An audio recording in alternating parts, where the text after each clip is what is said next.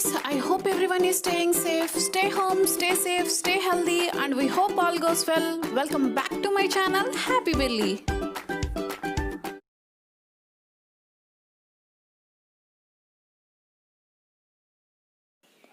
ఇవాళ నేను mushroom masala curry ఎలా తయారు చేసుకోవాలో చూపించబోతున్నా. దీనికి కావాల్సిన పదార్థాలు ఏంటో, తయారు చేసుకునే విధానం ఏంటో చూసేద్దామా? ముందుగా మష్రూమ్ కర్రీ తయారు చేసుకోవడానికి ఇక్కడ నేను 500 గ్రాముల మష్రూమ్స్ని కొద్దిగా ఆయిల్లో వేసి 5 మినిట్స్ పాటు ఫ్రై చేసుకుంటున్నా. ఎక్కువగా అవసరం లేదు, ఒక 5 మినిట్స్ పాటు మీడియం ఫ్లేమ్లో ఫ్రై చేసుకుని సపరేట్ చేసుకుని పెట్టుకోవాలి.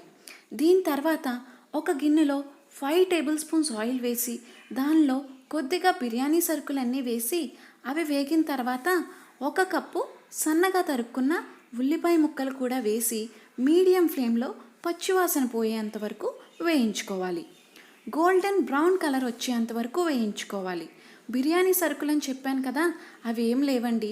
కొద్దిగా బిర్యానీ ఆకు, 2 యాలకులు, 2 లవంగాలు, చిన్న దాల్చిన చెక్క ముక్క అయితే సరిపోతాయి. ఉల్లిపాయలు అనేవి వేగిన తర్వాత దీనిలో 1 టేబుల్ స్పూన్ అల్లం వెల్లుల్లి పేస్ట్ని కూడా వేసుకుని పచ్చివాసన పోయేంత వరకు మీడియం ఫ్లేమ్లో ఒక 2 నిమిషాల పాటు వేయించుకోవాలి. అంతా వేగిన తర్వాత దీనిలో కొద్దిగా కరివేపాకు కూడా వేసి అది కూడా వేగిన తర్వాత దీనిలో 1 కప్పు టమాటా పేస్ట్ని వేయాలి. టమాటా ప్యూరీ ఎలా అంటే ఒక 4 మీడియం సైజ్ టమాటాలను తీసుకుని వాటిని మిక్సీలో వేసి గ్రైండ్ చేసి ఇలా పేస్ట్ లాగా చేసుకున్న ఈ టమాటా ప్యూరీని కూడా వేసి మీడియం ఫ్లేమ్లో కొద్దిగా దగ్గర పడిన తర్వాత ఇప్పుడు దీనిలో నేను రిమైనింగ్వి వేస్తున్నా. తర్వాత దీనిలో ఒక 2 టేబుల్ స్పూన్ల ఉప్పు, 2 టేబుల్ స్పూన్ల కారం,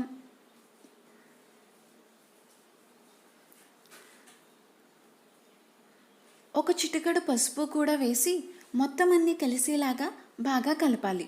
ఇక్కడ నేను వీడియోలో ఏ విధంగా అయితే చూపిస్తున్నానో అదే విధంగా మొత్తం అన్నీ కలిసేలాగా కలిపిన తర్వాత మీడియం ఫ్లేమ్లో ఒక 2 నిమిషాల పాటు తిప్పుతూ వేయించుకోవాలి.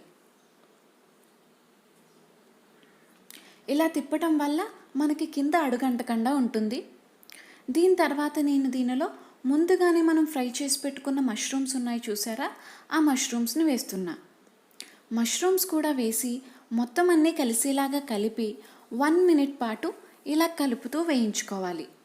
దీని తర్వాత దీనిలో 1 కప్పు వాటర్ని కూడా పోసి ఉడికించుకోవాలి. మీరు చూసినట్టయితే ఇక్కడ నేను దీనిలో 1 కప్పు వాటర్ని పోసేసాను. పోసిన తర్వాత ఇలా ఉంటుంది. దీనిని మీడియం ఫ్లేమ్లో మూత పెట్టుకుని 5 నిమిషాల పాటు ఉడికించుకోవాలి. 5 నిమిషాల తర్వాత దీనిలో 1 కప్పు జీడిపప్పు పేస్ట్ని కూడా వేయండి, చాలా టేస్టీగా ఉంటుంది. దీనిని 5 నిమిషాల పాటు మీడియం ఫ్లేమ్లో ఉడికించుకోవాలి. దీని తర్వాత దీనిలో ఒక 10 కరివేపాకాకులు, 1 చెంచా గరం మసాలా పొడి, 1 టేబుల్ స్పూన్ ధనియాల పొడి కూడా వేసి కలిసేలాగా బాగా కలిపి స్టవ్ ఆఫ్ చేసి సర్వింగ్ ప్లేట్లోకి తీసుకుని సర్వ్ చేసుకుంటే సరిపోతుంది. చూశారు కదండి, మష్రూమ్ మసాలా కర్రీ చాలా సింపుల్ అండ్ చాలా టేస్టీగా ఉంటుంది. రైస్, రోటీ, నాన్ దేనిలోకైనా సూపర్గా ఉంటుంది. మీరు కూడా తప్పనిసరిగా ట్రై చేసి ఎలా వచ్చిందో కామెంట్ సెక్షన్లో మెన్షన్ చేయండి. ఆ పిక్చర్స్ని మాకు ఇన్స్టాగ్రామ్లో షేర్ చేయటం మాత్రం మర్చిపోకండి.